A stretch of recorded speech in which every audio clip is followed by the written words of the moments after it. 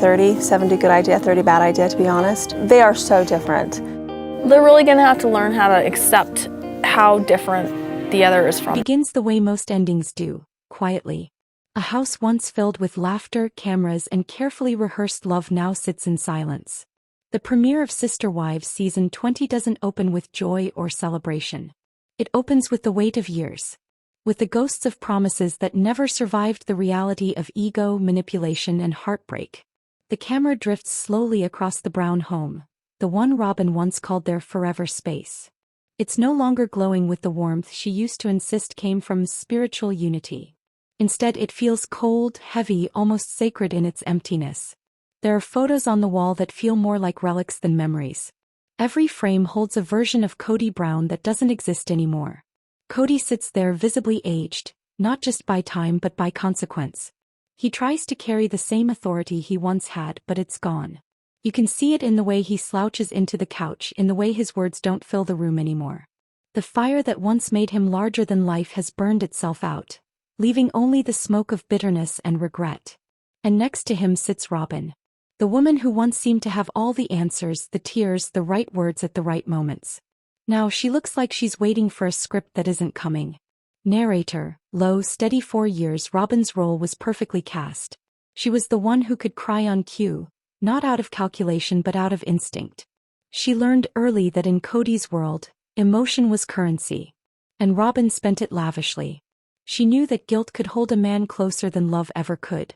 When Kody's other wives spoke with truth or independence, Robyn offered fragility. When they challenged him, she trembled. When they demanded equality, she whispered loyalty. And in a family built on insecurity, her silence became her greatest weapon. But in this premiere something shifts. It's subtle at first.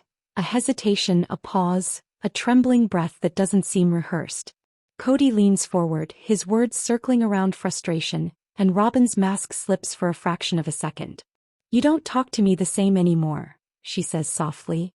"You don't even look at me the same." The words land like a confession, not of love but of loss. She's not just afraid of losing Kody's affection, she's terrified of losing control. Because for the first time since she joined the family, Kody isn't predictable. His anger doesn't always lead back to her comfort. His guilt doesn't always return to her arms.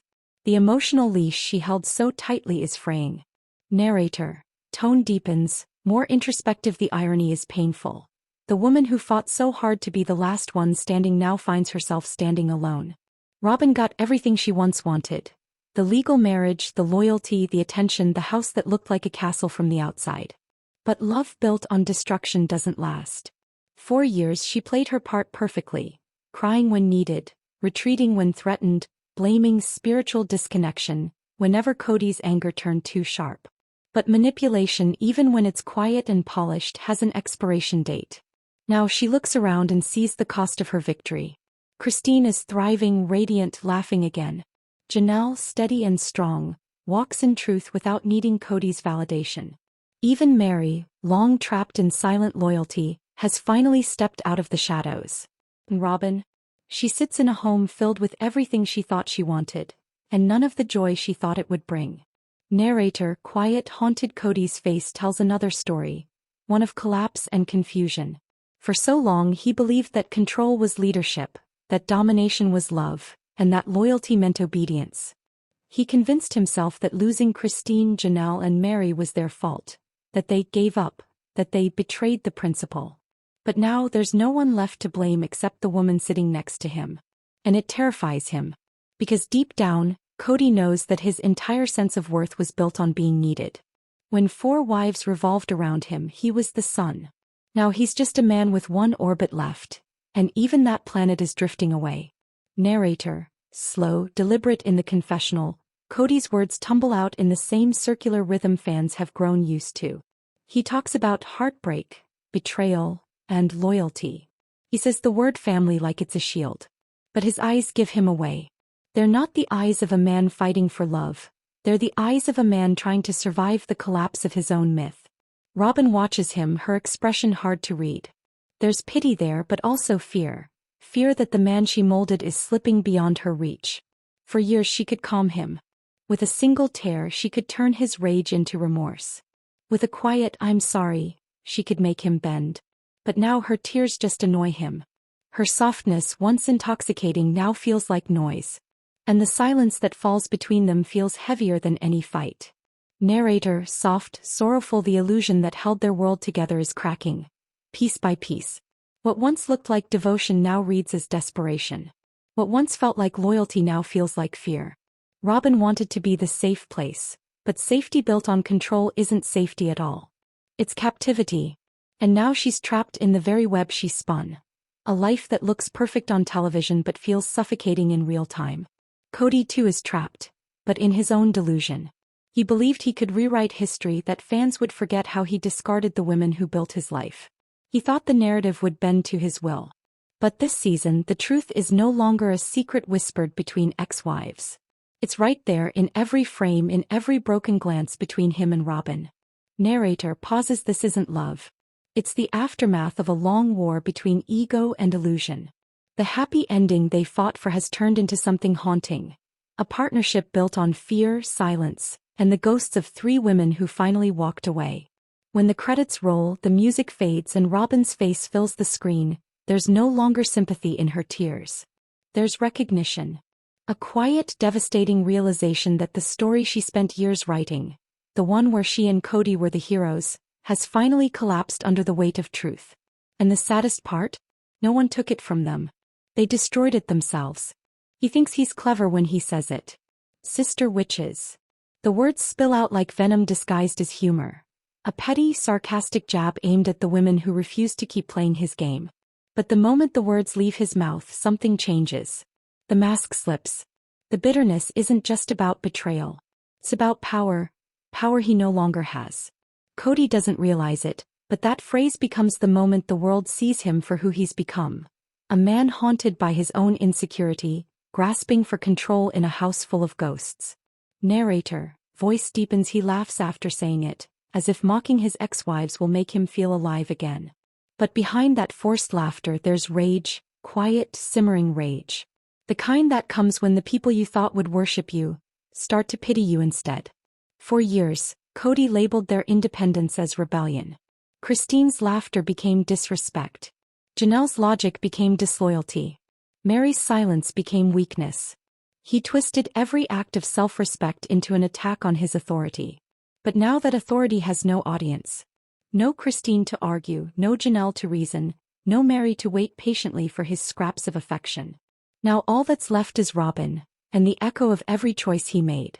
Narrator, slow, mournful in that living room, you can almost feel the ghosts of those lost relationships hanging in the air. The camera doesn't need to show Christine's smile or Janelle's eyes. Their absence is louder than any argument. Kody leans forward, his voice tightening with frustration. They're just trying to make me look bad, he insists. They've turned everyone against me. Even the kids. It's a familiar refrain, one that's worn thin with time. Because what Kody calls betrayal, the world now calls truth. Narrator, softly, painfully for the first time, Robyn doesn't jump to comfort him. She doesn't offer him the sympathy she once weaponized so beautifully. Instead she sits in silence, her eyes darting toward the cameras, aware of how the world will see this moment. And maybe for the first time she realizes that her tears can't fix this. That no amount of crying or pleading will make Kody lovable again. Not to the wives, not to the fans, not even to his children. Because the damage is too deep. The grief too real. Narrator, pauses, tone heavy. The name that isn't spoken in this scene is Garrison. But his presence lingers. The loss of Robyn Brown hangs like a shadow over this season. A reminder that this isn't just a story about divorce and jealousy. It's a story about emotional neglect. About children who grew up watching love become control and faith become fear. When Kody talks about betrayal, it isn't just about the wives. He's still trying to make sense of a world where his own children have turned away. Where his son died with distance still between them. A distance Kody helped build with pride and denial. Narrator, somber, analytical. That's what makes the Sister Witches comment so cruel and so revealing. It's not a joke. It's projection. He's calling them witches because he needs them to be villains. He needs to believe that the women who finally walked away from his control were evil, not simply free. It's easier that way. It hurts less than admitting that the reason everyone left. is him. Narrator, quiet, trembling with empathy, and Robyn, the woman who once prided herself on being the peacekeeper, now finds herself trapped between guilt and survival. For years she defended Kody's outbursts, justified his favoritism, and called his neglect spiritual confusion. She convinced herself that she was doing God's work, holding the family together. But now even she can see the truth. She didn't hold it together. She helped him destroy it. Narrator, music swells, the tone becomes haunting in this episode. Robyn breaks down in her confessional. She cries, not the delicate performative tears fans have grown used to, but the kind of crying that comes from panic. I didn't want this, she sobs. I wanted my family. I wanted all of us together. But the audience doesn't believe her anymore. Because the words come too late. Because the world has already seen the recordings, the favoritism, the manipulation. The way she cried when she didn't get her way but stayed silent when others were hurting. The viewers don't see a victim anymore. They see an accomplice. Narrator, soft, bitter Kody sits beside her, frustrated by her tears. Frustrated that the spotlight isn't on his pain. He glares at the camera and mutters about being ganged up on. He says, I'm tired of being the villain in everyone's story. But what he doesn't realize is that villains rarely know they're villains. They think they're misunderstood heroes, fighting a battle no one appreciates. And that's exactly what Kody's become. A man fighting ghosts he created, blaming everyone but himself for the emptiness he can't escape. Narrator, slow, reflective. By the end of the episode, something in Robyn's expression changes. Her tears dry. Her posture straightens. And behind those eyes there's calculation again. She realizes something. If she can't control Kody through emotion anymore, she'll have to control the narrative instead. And she starts to do what she's always done best. Rewrite history. She talks about the old days, about the wives not understanding her intentions, about being left behind. She reframes herself as the last loyal one, the martyr in a house full of deserters. But the illusion no longer works. Not for Kody. Not for the audience. And not even for her. Because when you've spent years manipulating truth, there's nothing left to hold on to when truth finally fights back. Narrator, voice softens to a whisper. That's the tragedy of it all. They built a house on half-truths and called it faith. They built a marriage on guilt and called it love. And now they're sitting in the ruins, surrounded by cameras that won't stop rolling. The image they once controlled has slipped away. The audience no longer sees a strong patriarch or a devoted wife. They see two people clinging to the ghost of a life they broke with their own hands. Narrator, final tone, reflective, cinematic. As the episode fades to black, Kody mutters something under his breath about evil energy and spiritual warfare. But the real war isn't spiritual. It's emotional. It's the battle between truth and denial, and truth is finally winning. Robyn stares at him, her eyes cold, her voice barely above a whisper. You've lost them all, Kody, and now you're losing yourself. For a moment he says nothing. He just sits there, silent, small, hollow. The king without a kingdom. The husband without a home. And that's how the premiere ends, not with a dramatic fight or a cliffhanger, but with quiet devastation. Because this time the fall isn't just between husband and wife. It's between illusion and reality. Between manipulation and truth. Between who they wanted to be, and who they've finally become. Soft piano fades out. Slow, melancholic. Screen fades to black. They called them sister witches. But maybe they were just women who finally saw the truth. When the episode ended, fans didn't just see drama. They saw truth. Unfiltered, undeniable, and devastating. The illusion that Kody and Robyn had carefully maintained for over a decade finally cracked open. And the entire world could see what lay beneath. Not faith, not unity, not spiritual harmony, but manipulation, ego, and emotional decay. The internet lit up within minutes. Clips of Kody's sister witches rant went viral. Mocked, analyzed, and replayed until his words became symbols of everything wrong with the world he built. For years, Sister Wives was about the family that made polygamy work. Now it was about the collapse of control. A televised reckoning that no amount of TLC editing could soften. Narrator, somber, slow. Viewers notice things the show never intended to highlight. The twitch in Robyn's jaw when Kody interrupts her, the flicker of contempt when she realizes he's no longer defending her publicly. Her mask, once flawless, began to fracture under the weight of public scrutiny. Tears used to earn her sympathy. Now they sparked suspicion. Each confessional became harder to watch, not because of what was said but because of what wasn't. The silence between her sentences screamed louder than her sobs.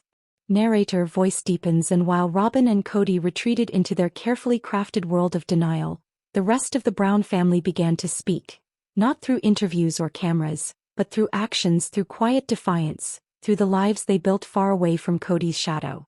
Christine posted pictures of laughter, not for revenge but for survival. Janelle found strength in simplicity, in truth, in peace. Even Meri, once the quiet loyalist, now walked with a lightness that spoke louder than any words she could ever say. But it was the children, the ones who lived through the chaos, who began to tell the real story.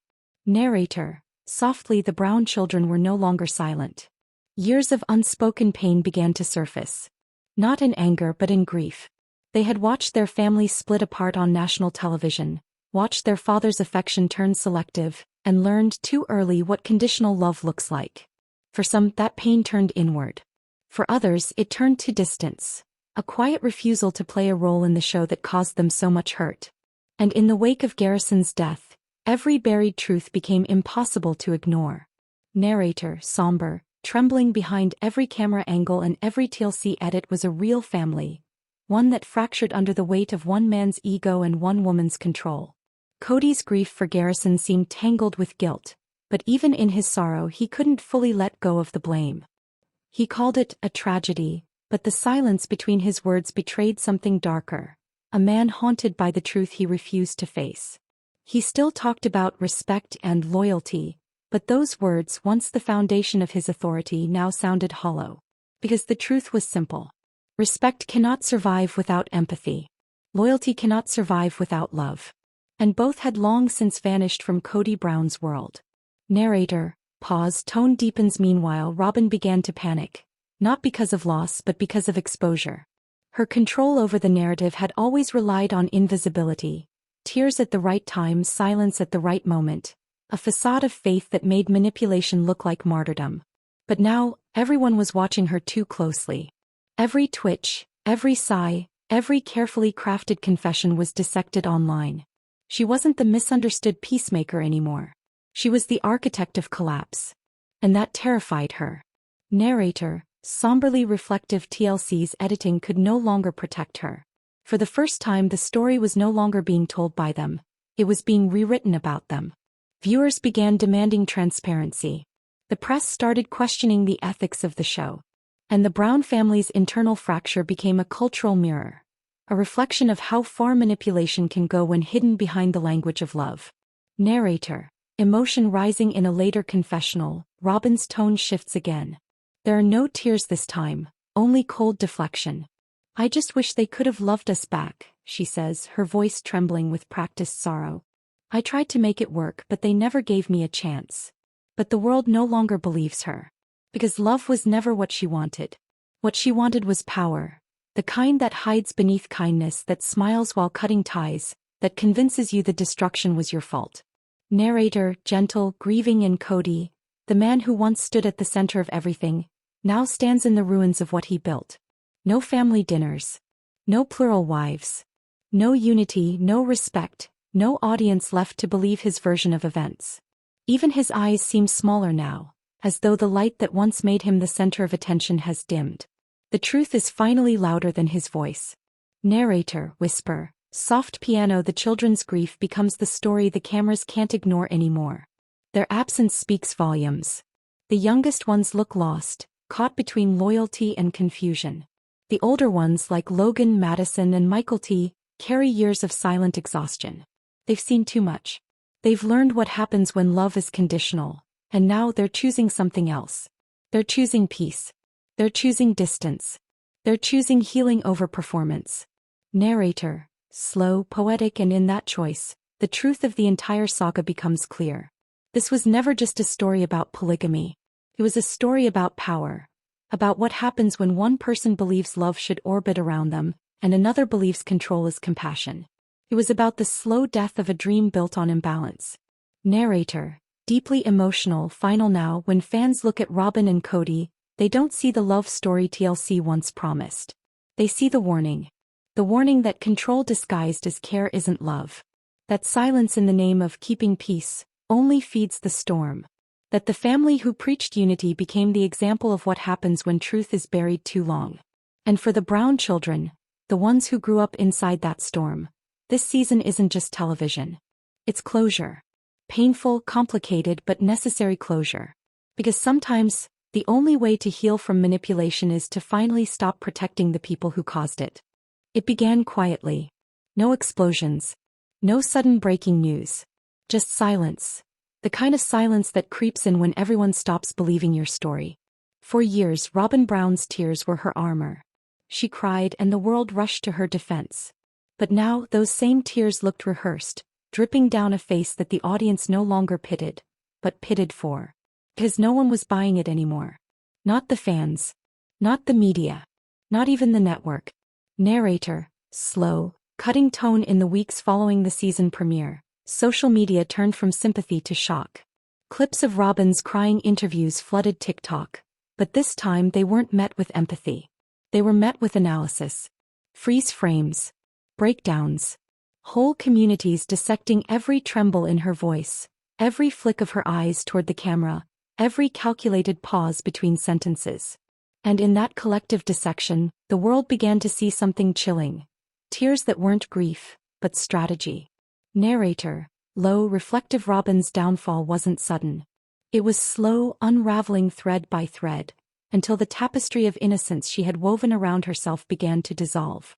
She started doing damage control, long rambling live streams about family, forgiveness, and faith. But every word only made things worse. Because for the first time, the world wasn't listening with sympathy. They were listening with memory. They remembered the gaslighting, the favoritism, the subtle divide she planted between Kody and his older children. And now it was all catching up to her, live in real time. Narrator, somber. Meanwhile, Kody sat beside her, silent, hollow-eyed, his anger smoldering beneath the surface like a dying fire. He didn't know how to save her because he couldn't even save himself. Once, his confidence filled every room. Now, every word he spoke seemed to echo against the emptiness he'd created. He used to call himself the head of the family. Now he couldn't even manage a household. Bills piled up. Cameo requests slowed to a trickle. And TLC, once their lifeline, had stopped calling as often. Narrator, grieving tone. For Robyn, the collapse was more than public humiliation. It was the loss of the one thing she prized above all else: control. Her world was built on the illusion that she could guide Kody's emotions like a conductor. That his rage, his guilt, his devotion, all of it, belonged to her. But now he was slipping. Not away from her love but into something colder: self-pity, paranoia, and regret. She tried to hold him, to cry for him, to save him. But she couldn't save what he refused to admit was broken. Narrator, low and heavy. And then came the whispers, the stories that started to circulate online. Claims of financial strain, late payments, even rumors of a looming foreclosure on the house that was once the crown jewel of the Brown family. For years, Kody and Robyn lived like royalty while the others lived simply. Now the kingdom had fallen. The walls of their home, once filled with laughter, chaos, and control, echoed with tension and resentment. Robyn would cry in one room. Kody would pace in another. And neither knew how to reach the other anymore. Narrator, reflective pause. The children could feel it too. Dayton, who had always tried to protect his mother, grew distant, quietly withdrawing from the narrative he never wanted to be part of. Aurora stopped appearing on camera altogether, her smile replaced by a weary, uncertain silence. And Brianna, once so defensive of her mother, began to question the story she'd grown up believing. Because it's one thing to watch your parents fight. It's another to realize the whole world was right about them. Narrator, voice trembling. The heartbreak of Garrison's passing hung over all of it like a ghost. A constant reminder of what happens when emotional neglect becomes a family tradition. Fans began revisiting old episodes, finding the quiet moments where pain was hidden in plain sight. Garrison's laughter that masked sadness. Janelle's patience that masked exhaustion. Christine's joy that masked survival. And Robyn's tears, that masked manipulation. The illusion was gone. All that remained was the truth. Narrator, somber piano returns. TLC began to rebrand. Fully. Quietly. Strategically. The new promos no longer centered around Kody and Robyn's love story. They centered around Christine's healing, Janelle's strength, and Meri's rebirth. The tagline shifted from "love should be multiplied, not divided" to something softer, more real. Healing after heartbreak. And just like that, the empire Robyn had fought to control slipped through her fingers. She wasn't the star anymore. She was the cautionary tale. Narrator, gentle, poetic. Kody didn't take it well. He blamed everyone. The producers, the fans, the internet, even his own children. But deep down he knew. He had finally lost what he valued most. Not his wives, not his family, but his audience. He built his identity on being seen, being admired, being the man who made the impossible work. Now all he could see in the mirror was a man who destroyed everything he touched. Narrator, haunting tone. Robyn still tried to spin it. She spoke of redemption, of faithful love, of starting over. But every word sounded emptier than the last. Her live streams turned desperate. Pleas for understanding mixed with veiled bitterness toward the other women. She said she forgave them. But forgiveness that hides accusation is just another form of control. The more she spoke, the more her daughters withdrew. The more she cried, the more fans stopped listening. Narrator, quiet, reflective. And so the story that began with 5 hearts became 2 ghosts. One haunted by guilt, the other by exposure. Kody and Robyn, once untouchable, now live in a shadow of what they created. The laughter is gone. The house feels colder. Even the walls seem to whisper the truth they spent years denying. This isn't love anymore. It's punishment. The natural consequence of deception disguised as devotion. Narrator, softly, final. And as Christine, Janelle, and Meri step into the light of healing, Kody and Robyn fade quietly into the background.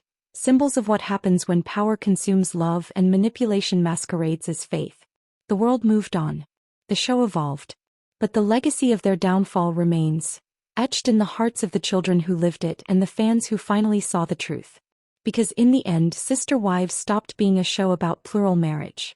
It became a story about awakening, about women who found freedom, children who found truth, and one man and woman who learned too late that control can never be love. When the storm finally broke and the noise around Kody and Robyn began to fade, something unexpected began to grow. Not bitterness, not revenge, but peace. Because sometimes the end of one story is the quiet beginning of another. Narrator, soft smile in the voice. Kody Brown was the first to reclaim her light.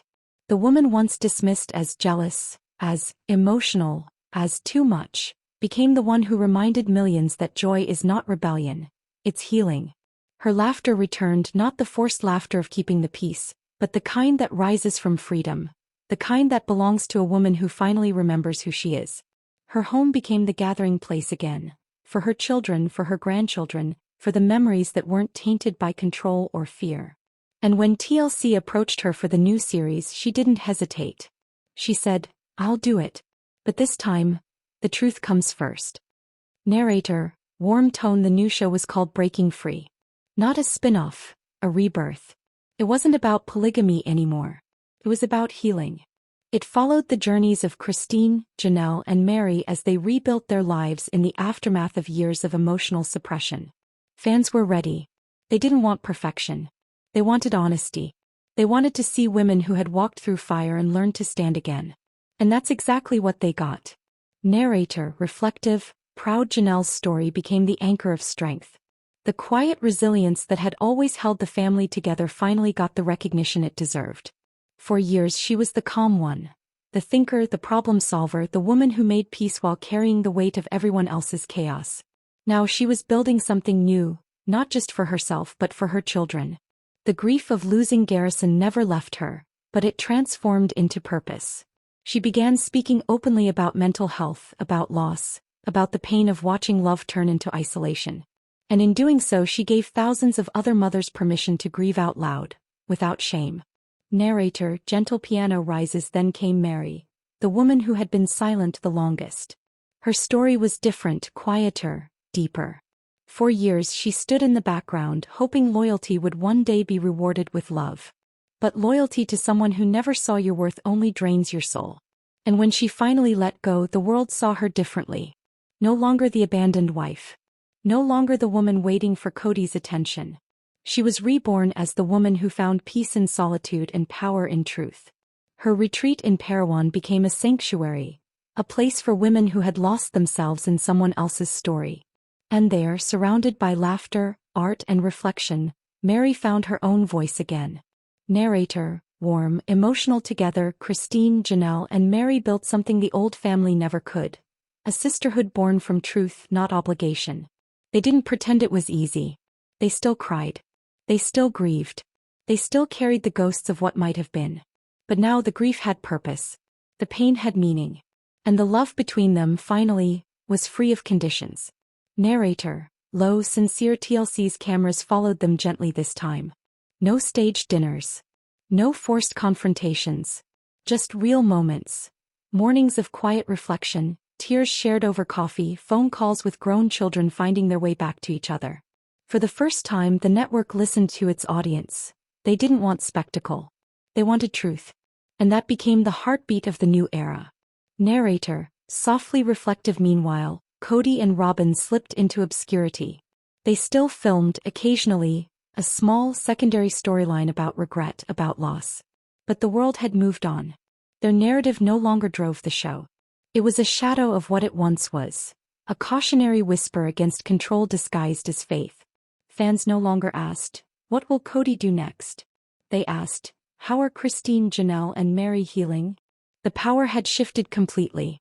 Narrator, calm, poetic. The children began to heal too. Logan, the quiet eldest, started visiting again, not out of obligation but choice. Madison became a voice for boundaries and self-worth.